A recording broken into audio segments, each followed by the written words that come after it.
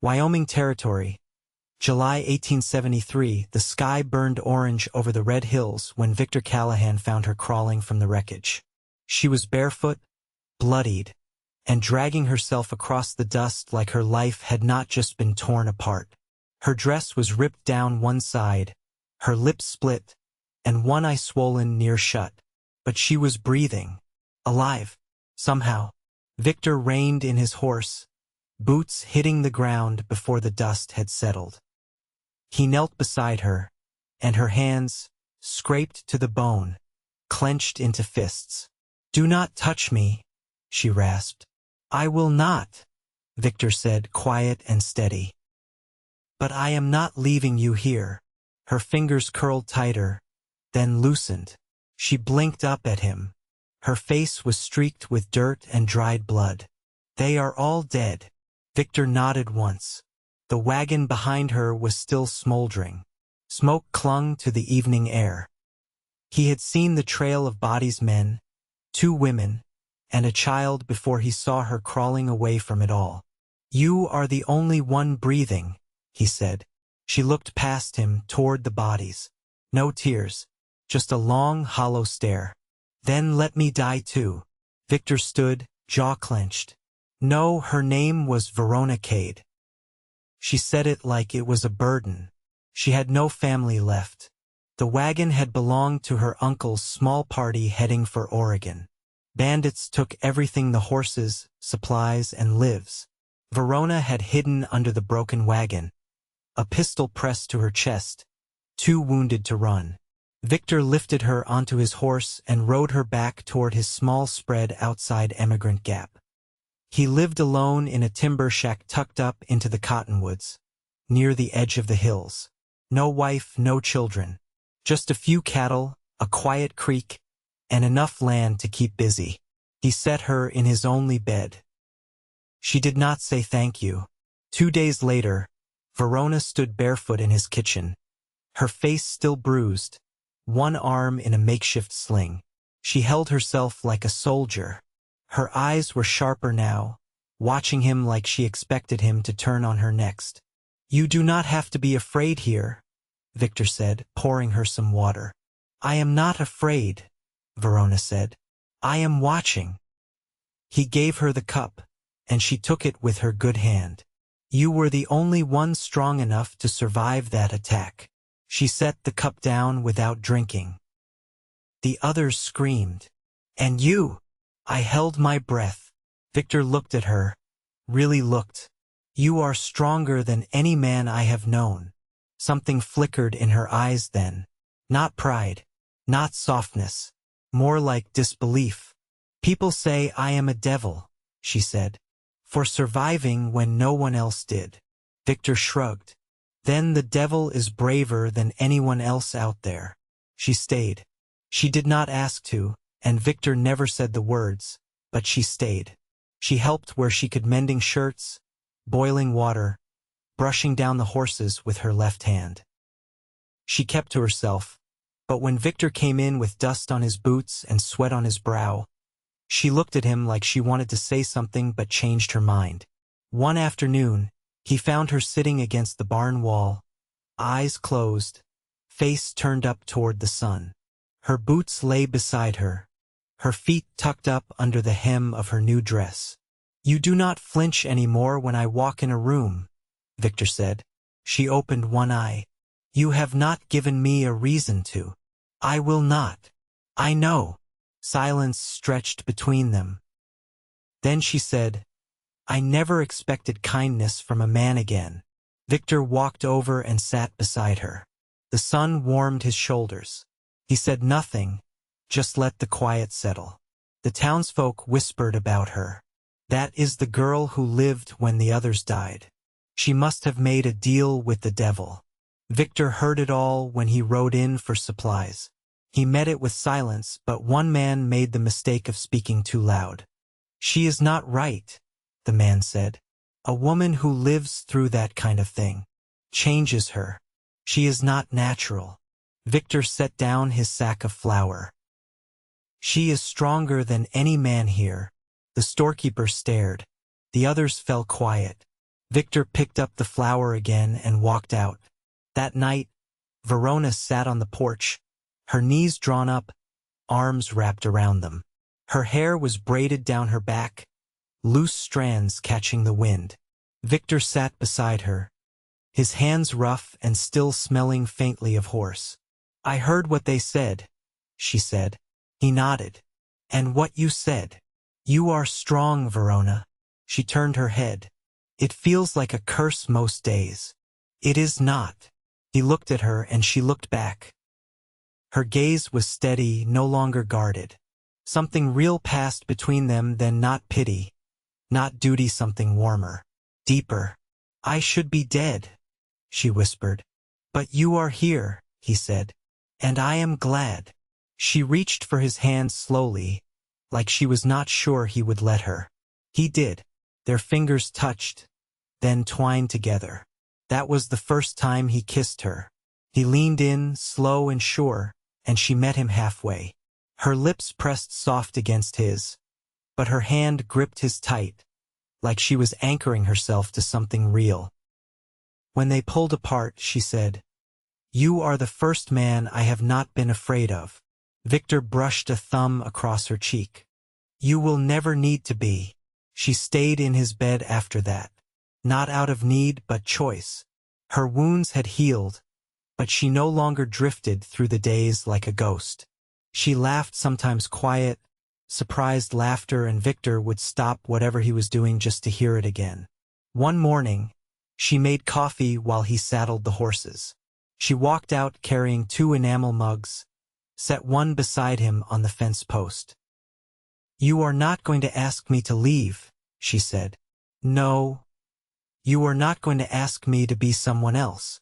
"No." "Then I think I will stay." Victor turned, took the cup from her hand, and smiled. "Good." The creek behind the cabin had dropped low, its bed showing pale stone beneath trickling water. Victor walked it after supper, boots thudding soft in the dry grass, and Verona came with him. She didn't ask where they were going. She just matched his stride, her braid tied tight and her sleeves rolled to the elbow. The cottonwoods rustled overhead, and the sky held that long, drawn-out blue that only came before dusk. Victor kept his eyes on the trail, hands loose at his sides. Verona walked closer than usual, her shoulder brushing his once, then twice. "Your land goes beyond the ridge?" she asked. 3 miles east. Stops at the rock bluff with the broke pine." She nodded and stepped across a rut in the path. "You work it alone?"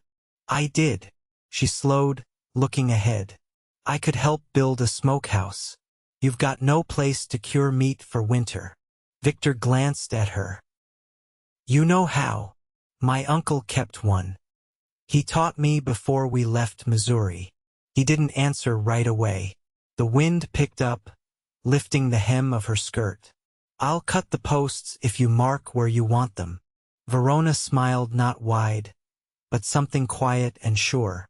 "I'll draw it out in the dirt tomorrow." They turned back before dark.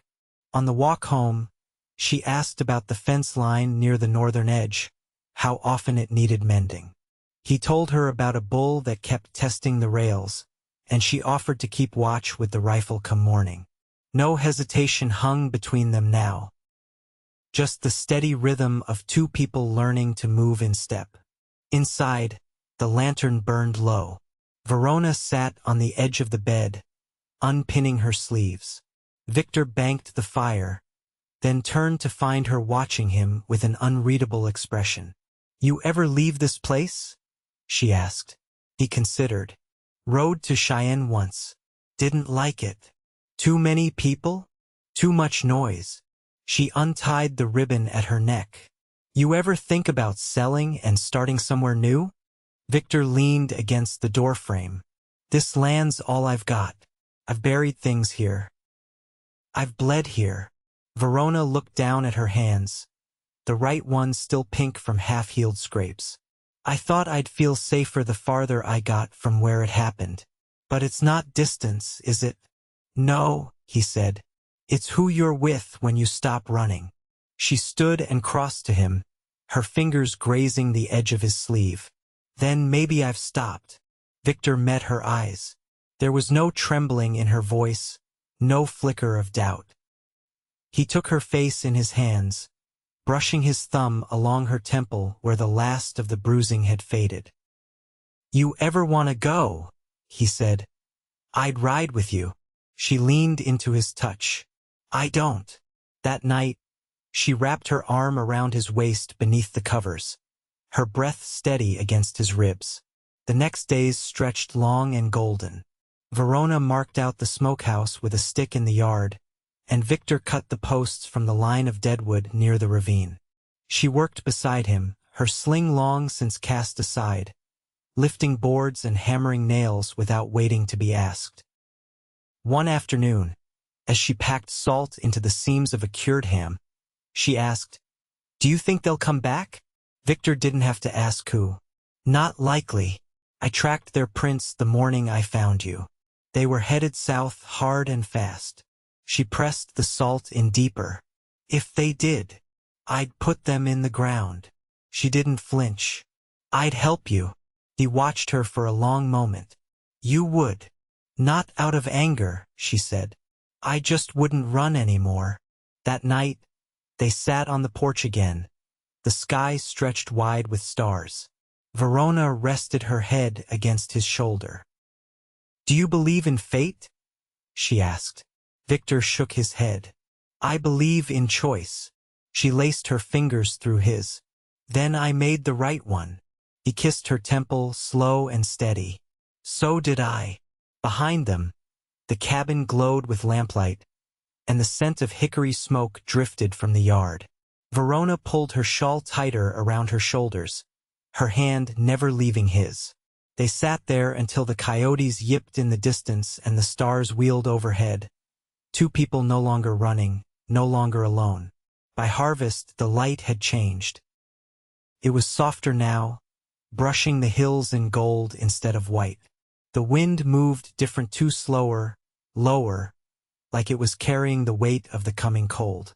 Victor stood at the edge of the field, one hand resting on the handle of the scythe, the other shading his eyes. Verona was down by the creek, her skirts tucked up around her boots, scrubbing linen on the flat rock where the water still ran clear. She worked with her head low, movements steady and sure, but every so often, she'd glance up toward the hills, as though expecting something to crest the ridge. When she came back, arms full of damp cloth, Victor pointed toward the root cellar. "It's time we checked the jars," he said. "If the lids have bulged, we'll need to toss them before the frost sets in." Verona nodded and knelt beside the cellar hatch, her fingers tracing the iron ring before lifting. The smell of earth and vinegar rose up, sharp and clean. "You kept all this by yourself?" she asked, passing him a jar of beans. "Some years I didn't keep much," Victor said. "Just enough to stay fed." Didn't see much point in variety. She looked at the shelves lining the back wall, packed tight with jars and sacks and crates. "You were waiting," she said. Victor didn't answer. He took the next jar and turned it in his hands. Later, they sat at the table with a loaf of brown bread between them, the butter dish nearly empty.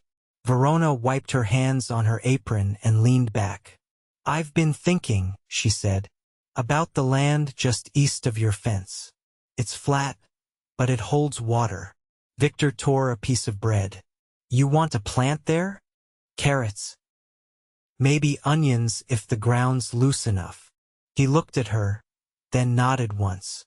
"Come spring, we'll work it together." She folded her hands in her lap. "I never thought I'd want to stay anywhere again, but this place. It holds still." He pushed the plate toward her. "That's what land's meant to do. Hold steady while the rest of the world pushes on." Verona smiled, faint and real. "You always talk like that? Like you've got roots deeper than the cottonwoods." Victor shrugged. "Don't know how else to be." She reached across the table and ran her fingers over the back of his hand. "I'm glad it was you who found me that morning," he said. I was riding into town to buy nails. Woke up with no reason for it. Just a feeling. Verona's brow furrowed. You never told me that. I didn't want to make it sound like something it wasn't. And what do you think it was? Victor looked at her a long time before he spoke. Something I'll never stop being grateful for. The wind picked up outside, rattling the shutters. Verona turned toward the sound, her shoulders tense. I've been dreaming again, she said. Not of the attack, of the night after. When I was alone under that wagon. Victor stood, crossed to her, and placed a hand on her shoulder. In the dream, she continued, I'm crawling out, but instead of you there's nothing, just dust and sky. And I know I'm going to die there, quiet and forgotten. You didn't, Victor said. No, she said. You reached down, and I didn't want to take your hand. I wanted to stay in that dust. But you didn't let me. He knelt beside her chair, voice low. I saw you, Verona, and I wasn't going to walk away. Her throat worked around a swallow. I think I stopped breathing when you touched my arm. Like if I moved, it'd all vanish. Victor rested his forehead against her knee. You're more real than anything I've ever known.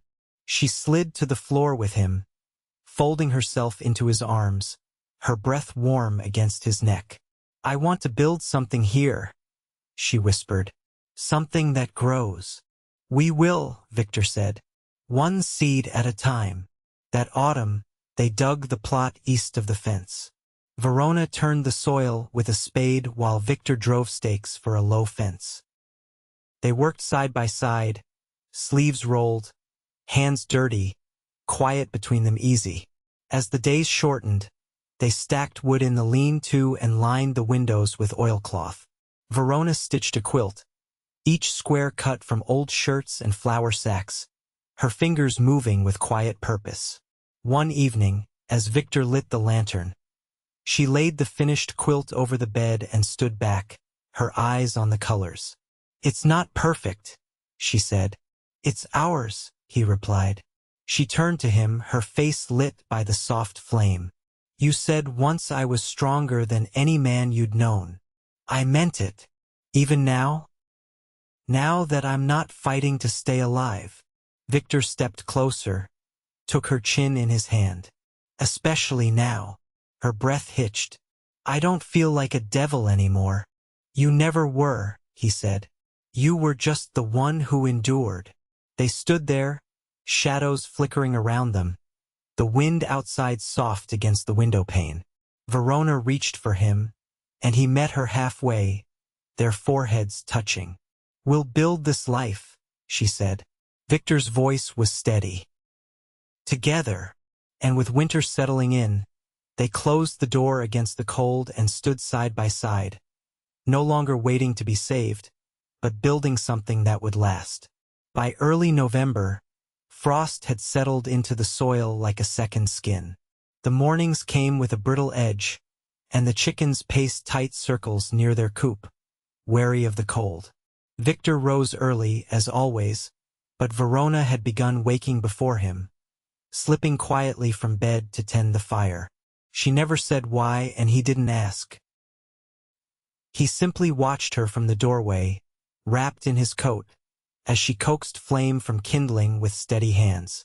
One morning, she turned to him with a wool scarf looped around her neck. I want to ride out past the bluff today. There's something I need to see. Victor studied her face. You've never asked to go that far. I know.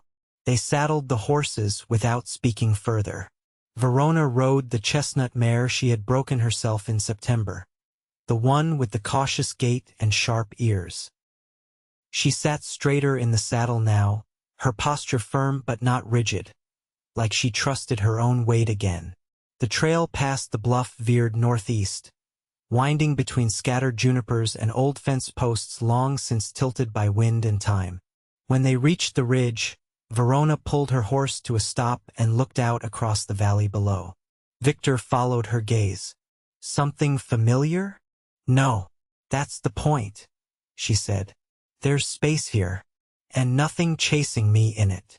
They sat a while, the horses shifting beneath them, the wind tugging at their sleeves. I used to think fear was something you carried until it wore you down, Verona said. But it's more like a shadow. It stretches when the light's behind you. Victor adjusted the reins in his hand. You've kept it behind you, then? I'm trying to. She looked toward him. If I asked you to build another cabin out here, would you? He didn't hesitate. Yes. Verona nodded, her expression unreadable. That night, back at the homestead, she cleared a place on the table and laid out a folded scrap of parchment. She smoothed it with both hands. Ink lines marked the hills, the creek, the ridge, and a square drawn just to the east of the bluff. Victor leaned over her shoulder. You've been planning this. I started the day you brought me back here. I didn't know. I didn't want to build anything until I was sure I'd stay. He placed his hand over hers. And now, she looked up at him, not shy, not uncertain. Now I'm trying to imagine the rest of my life without fear in it. Victor's throat tightened. Then let's build it. They began clearing the new site before the ground froze too deep to dig. Verona marked the corners with broken branches, and Victor set to cutting fresh beams from a stand of lodgepole pine. They worked until dusk each day, their breath clouding in the air, their hands often raw and blistered by nightfall. One afternoon, as they hauled rock for the chimney base, Verona paused and leaned against the sled. I never told you what I was before. Victor looked up from the hitch. You don't have to. I want to. Her voice was quiet but sure. I taught letters back in Missouri. Small schoolhouse. 10 children, maybe 12 on a good week. I wore my hair in a bun and never spoke too loud. He waited. I wasn't brave, not then, she said. I thought being quiet meant I was safe. Victor brushed the dust from his gloves. You're not that woman anymore. No, she said. But I think she's still in here somewhere. She touched her chest, trying to believe she deserves this. He crossed to her, slow and careful. You do, he said. The woman you were, the woman you are, they're the same. Just stronger now. She looked down, then met his gaze. I think I love you. Victor ran the back of his hand along her cheek. You think.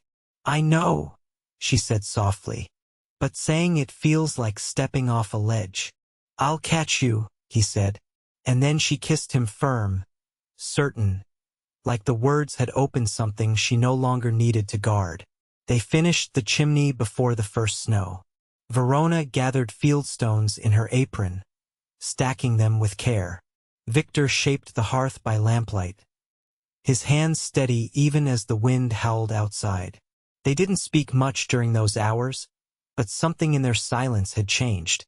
It wasn't distance, it was comfort. On the day they laid the final beam, the sun was low and flat, casting long shadows from the ridge. Verona stepped back and looked at the frame of what would be their second home.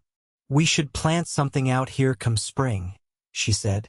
Victor wiped his brow. What are you thinking? Lavender, she said. It doesn't mind the wind, and it lasts. He nodded. Then we'll plant it. She turned toward him, her eyes clear. You know they'll keep talking, folks in town, about what I lived through, about what it makes me. Victor stepped forward and took her hand. Let them talk. You're the one still standing. She tightened her grip. And I'm not standing alone anymore. That night, they returned to the main cabin, the hearth warm, the quilt pulled up to their chins.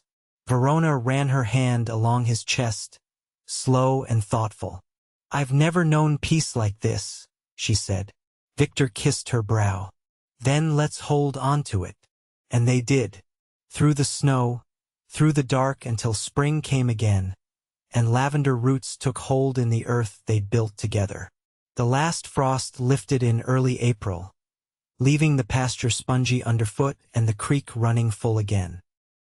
The air carried the scent of thawed earth and pine sap, and blackbirds had returned to the cottonwoods, calling sharp and bright from their perches. Victor stood beside the half-finished cabin near the bluff, one hand braced against a beam, watching Verona walk the edge of the new garden plot with a wooden stake in hand. She was measuring by pace, mouth moving as she counted softly. Her skirts brushed the new grass, and her braid had loosened with the wind, strands catching across her cheek. When she reached the end of her line, she turned and caught him watching. "You think I'm just walking in circles, don't you?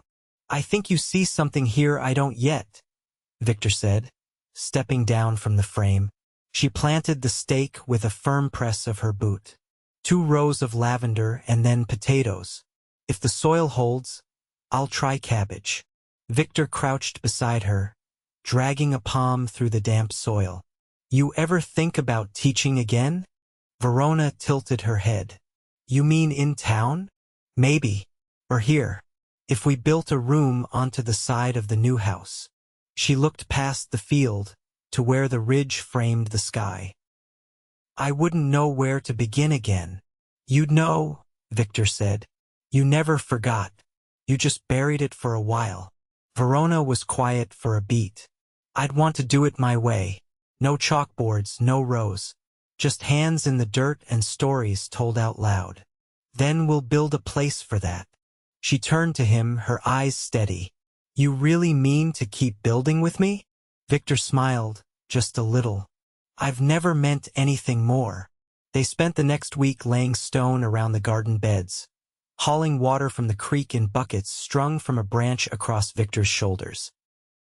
Verona knelt to press seeds into the furrows, her palms stained dark.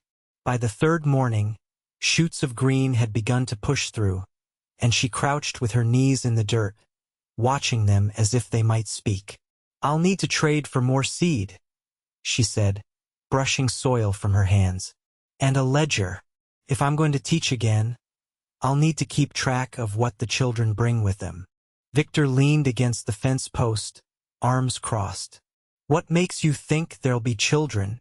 "Word travels," Verona said, "and there's not a soul within 30 miles teaching letters. If I hang a cloth out front, they'll come." Victor nodded. "Then we'll be ready." She rose and stretched her back, face tilted to the sun. "Do you think they'll ask questions? About me?" "They'll ask what they need to know. You'll answer what you want." Verona stepped closer, her hand finding his. "And you? What would you say if someone asked who I was?" Victor didn't pause. "I'd say you're the woman who made a home out of something broken. And anyone lucky enough to know you ought to carry that with respect." She leaned into him then, her body warm against his side. "That's enough for me." They married in the clearing behind the cabin, beneath the cottonwoods just as the lavender bloomed. Victor wore his best shirt, sleeves stiff with starch, and Verona's dress was made from cream calico with a blue ribbon at the waist. No preacher stood with them, just the land, the sun, and the hush of wind through new leaves. Afterward, they sat on the porch of the new cabin, hands clasped, watching the light shift over the ridge. Verona's hair was pinned up, but a few tendrils had come loose in the breeze, and Victor reached to tuck one behind her ear. "I never expected this," she said quietly. "Not the peace of it. Not the stillness." "It's not still," Victor said. "It's just steady. There's a difference." She smiled, leaning her head against his shoulder. "I could live like this a long time." "You will," he said. Verona tilted her face up. "And you?" Victor looked down at her, his voice sure. "I'll be right here. Every morning you open your eyes. Every night the fire burns low. I'll be here." Years passed. The garden grew, and with it, the classroom. Children came from neighboring homesteads, sometimes riding double on mules, sometimes walking barefoot with slates tied to their backs. Verona taught them under the trees, with stories and hand-drawn letters, her voice calm and sure. Victor built benches from pine, repaired boots when needed, and drove wagons for families too far to reach on foot. He never spoke too much, but every child knew if they fell behind, Mr. Callahan would sit beside them until the numbers made sense again. When Verona's belly swelled the first time, she told him by placing his hand flat against her side one evening as they shelled peas on the porch. "You sure?" he asked. She nodded, eyes bright. "I've been sure for days. I just wanted to hold it a little while before I said it aloud." Victor's hand didn't move. "Thank you for not running. You gave me a place to stand," she said. "I never had that before you." Their daughter was born in late spring, in the same cabin where Verona had once marked the garden with stakes and quiet determination. She had her father's eyes and her mother's grip, and when she cried, it was with the full force of someone who knew she was wanted. They named her Ruth, after the woman from Verona's favorite story, the one who chose to stay. On quiet evenings, Victor would carry Ruth out to the porch in a sling, rocking her with the rhythm of the wind. Verona would sit beside him, mending or simply watching the sky change color behind the ridge. They never left the land. They didn't need to. What they built held fast timbers and stone, soil and hands, memory and choice. And in that life, tucked between the hills and the cottonwoods, they found the kind of love that didn't have to be spoken every day, though it often was in the planting, in the tending, in the way they reached for each other in the dark and always found solid ground.